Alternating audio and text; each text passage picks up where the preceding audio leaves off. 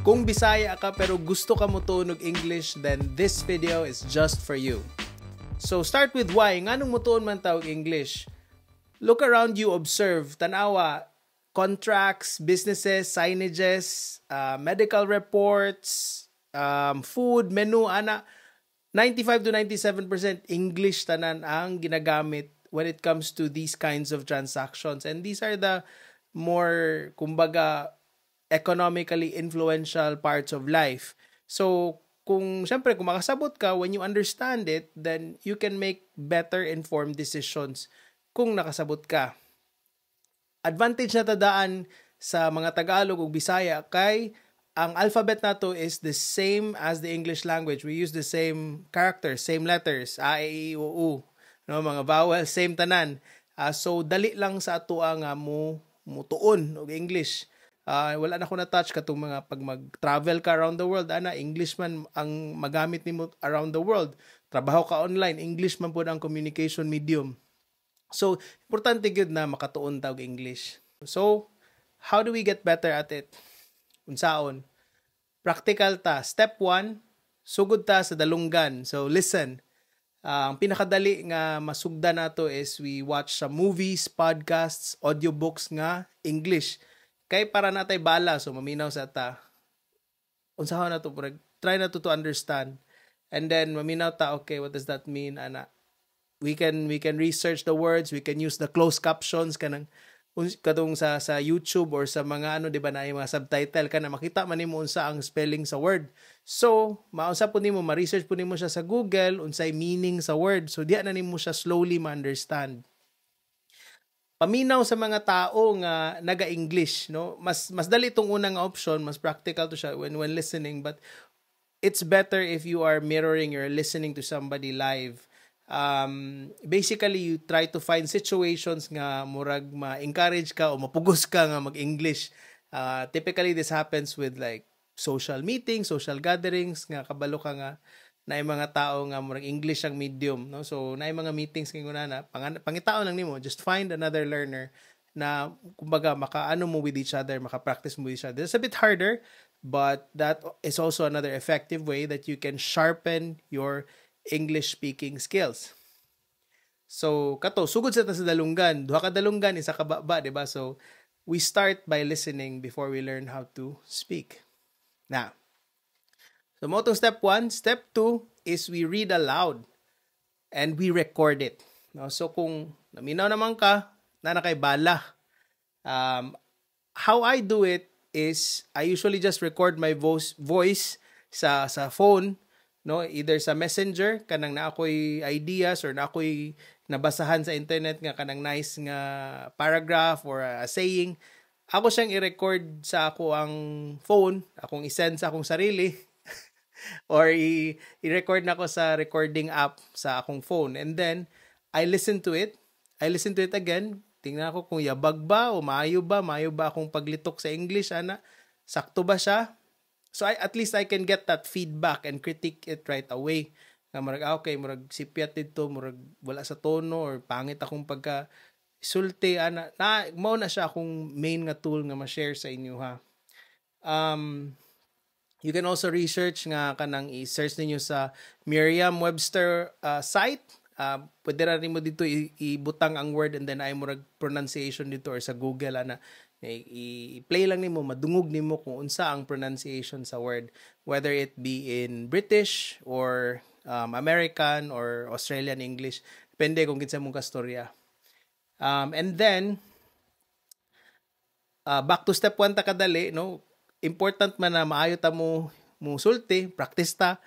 Pero ang one of the underrated na skills when speaking in English or in any other language actually is learning to be comfortable with silence.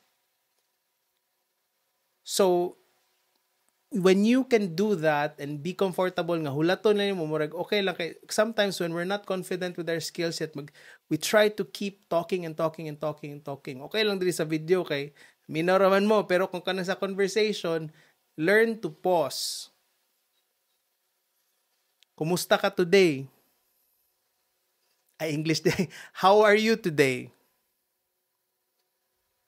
See, you don't have to do that with your hands in front of the person, pero kanang gets nimo maminaw ta niya kung natay point nga na gusto na to isulti, pwede ta nga mag-pause after kung gusto nimo nga murag powerful gyud ang effect sa imong point. For example, success loves preparation.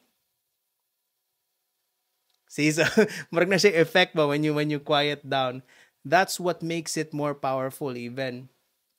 So part of being able to say words in English is learning how to pause as well. And then another thing that you want to look at when you are practicing it now, when you are speaking, is language is deeply connected to movement. So pansinin mo mas dali kung medyo ginalihok ni mong kamot or even nagastorya ka, nagabaktas ka habang gastorya ka.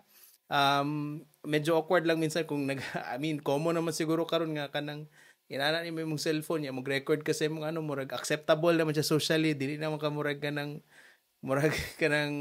naigamay ba murag okay naman siya karon, di ba? So pwede ka mag-practice even while walking. You just maybe a small paragraph na imong praktisan ug basa, gusto nimo nga na siya, that's something pwede kayo nimo himuon. So connected siya to movement. It's just another tool guys nga basig na stuck mo ba ana gani. So mas dali ka makatuon og language or in English in particular for this video if you're connecting your learning with movement, physical movement, whether it be by your hands or moving around, walking. Mo gina pinaka kanang another tool in your arsenal.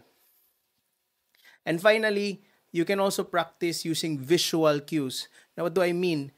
Use a mirror. Pag nagabasa ka, makita niyo yung sarili na ginabasa nimo. So, ang tudlo sa ako sa una sa ako ang first coach and mentor, akong grandmother, rest in peace, no? Akong grandmother siya ang nagtudlo sa ako. Sa una is pag magbasa kog libro ana, one paragraph o say one sentence, tanaw. Another sentence, tanaw. Ana. So, you can practice that in front of a mirror. Nga murag you're taking the time to connect. Okay? Ana na siya, back and forth. Back and forth lang, sir, ma'am, sir, back and forth lang. So yeah, that's another technique na pwede nyo gamiton. Practice reading in front of a mirror. So, tulo na to, naa kay auditory, gamit kag recording device, gamit kag kinesthetic nga lihok ka using your physical movement, and then visual na po kay visual cue nga using a mirror, basa ka in front of a mirror. As I'm doing this, nakoy feedback ikan sa ako ang sa camera na siya murag kanang gamay nga TV dira, no. So makita na ko ang nakoy feedback gihapon. So that's a very powerful tool.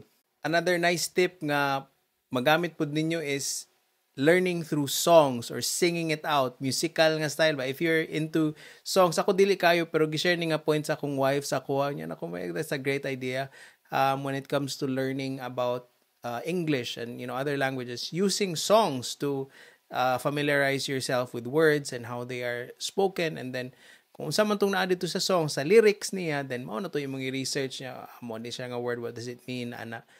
Songs is another part that you can explore too and expand your ability to learn English. Okay, step 3, thinking and writing. Alright? Thinking in English and writing in English. Ang problem minsan, dili ta kastorya og English, we can't talk in full sentences because we don't think in full sentences.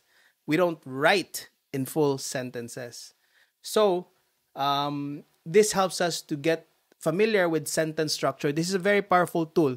And I'm gonna tell you guys, what you can do is, di ka kabalo mo sulat og English, pangita lang og libro, nice nga libro, or something nga kanang murag na powerful nga idea, even newspaper, basaha kung kanang nakay writer nga murag ganahan ka sa iyang ginapag-share, political, unsa man na, educational, entertainment, whatever is interesting sa imuha. Mangita kag vlog sa internet, pero mas mayo ka ng mga libro gud kay kanang na-publish jud kay mo na nakamurag na quality check na gyud ng mga sentences So dito ka sa libro, no, na lang libro na lang ta, basaha tong parang sulatag gyud, i-copy gyud siya word per word. Kay writing forces you to think in English. Kasi nga para good guys, sulat ka, di ba maano nimo nga My name is Mon Alberto T. Echevarria. I was born in this and that. Murag na ay voice na naga storya sa imo. So when you write in English and you copy a sentence in English, murag ma-force po ka nga mag-think in English, and if you complete writing a sentence, a full sentence in English, then that automatically makes you think in English, and it makes you able or more probable to say a complete sentence in English. So therefore, you can speak English fluently. No? So kana mao na siya na ako yung mga recommendation katong weekly email ni James Clear. I-search to ninyo pag subscribe mo dito niya. Nice to nga praktisan nga kanang isulat ninyo siya word per word. I-copy lang niyo para na punto yung murag wisdom na mapunit dito sa mapunit mapunit dito sa iyang newsletter. So nice po to siya, no? All right. Step number 4, mirroring and connecting. No? So, muna na siya step number 4, step 1, step 2, step 3, step 4. Ang step 4 is mirroring and connecting. Murag na ta diri sa place of communication. So, ganihan, nag-practice ka, ikaw lang ani. Karon, you learn how to connect with a person in front of you. How do you do that? So, i-mirror na to siya. If somebody's communicating something that they are thinking, intellectual nga thing, idea, opinion, then connect with the idea or the opinion. So dito ka mo respond sa iyang idea o opinion.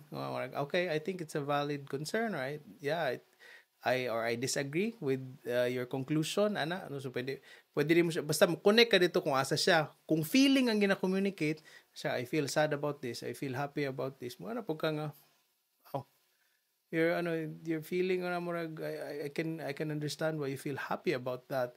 Or why you feel sad about that. That sounds so heavy. That seems difficult. That feels difficult. Dito ka mo connect sa feeling. Kung practical po dang yung ay katabangin ko or please help me with this cabinet, with lifting this cabinet. I'm like, okay, I'll help you with that. There's this something, ikanisa sa book nga ang pangalan niya is Super Communicators. I-research na lang guys. Pero mao daw na ang way na maka-communicate kita sa isa ka tao pag i-acknowledge nato kung asa sila gikan or kita pod mao raman pod na siya, either we want to express an idea or we want to share how we're feeling or we want to solve a practical na problem, we are asking for help to solve a certain practical problem. So i-acknowledge lang nato to kung asa gikan tong communication. Mora na siyang mirroring and connecting, no? So naano ta dito sa murag deeper level of speaking a language. Actually applicable man ni siya bisag unsa nga language imong gamiton, pero i-focus lang sa nato sa English karon. So katong mga past nga points kato siya, kaning mga other points makita man niyo, pwede man niyo magamit ni sa Tagalog, Bisaya, pero for the purpose of this video, focus na sa English. So mo ra ta akong gusto i-share sa inyo today. I hope that you found this useful. Just some tips and ideas that I've gathered through the years nga ako po mismo gi-practice po na ako, gigamit po na ako para makatabang sa ako in terms of speaking in English well and connecting with other people, especially online. Kaya online man akong trabaho karon. So, even face-to-face, no? Kung sa akong mga relationships, sa akong mga kanang day-to-day nga life, gamit kayo ni siya. So, I hope that you got something here, something new, something fresh, or na remind mo something na kabalo na mo. If this kind of talk or kaning inani nga style nga is ganahan mo ani, let me know in the comments below. Storyahi ko, no, murag let me know say na feel ninyo, say whatever your ideas are. I'll be waiting, I'll be listening to whatever say gusto yo ingon pud sa ako. So salamat kaayo for hanging out today, for your company, and I'll see you in the next video.